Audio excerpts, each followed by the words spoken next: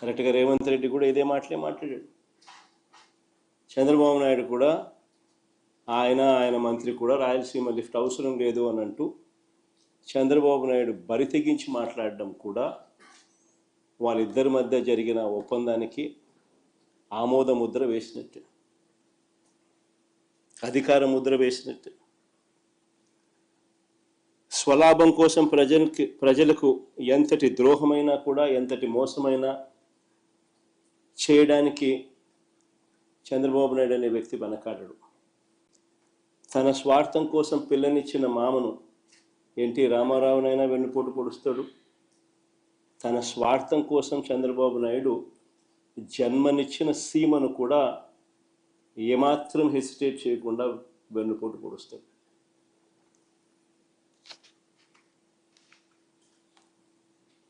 నిజంగా రాయలసీమ లిఫ్ట్ అన్నది ఒక గొప్ప ఆలోచన,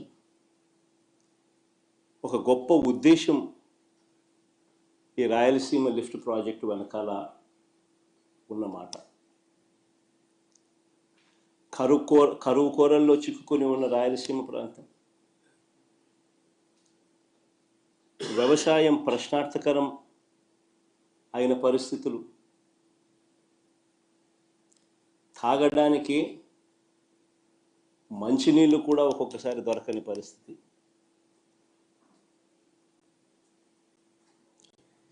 ఇలాంటి ప్రాంతానికి ఈ రాయలసీమ లిఫ్ట్ అన్నది ఒక ఇన్సూరెన్స్ పాలసీ మాదిరి.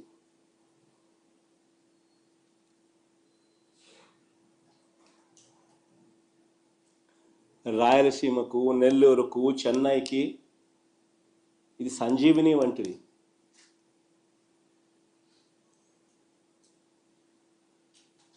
ఒకసారి వివరాలు చెప్తాను. అసలు అందరూ కూడా ఆలోచన చేయమని చెప్పి కొడతా ఉన్నాం. ఎందుకనంటే ఇది ఆలోచన చేయదగ్గ అంశం కాబట్టి. Srisailam full capacity level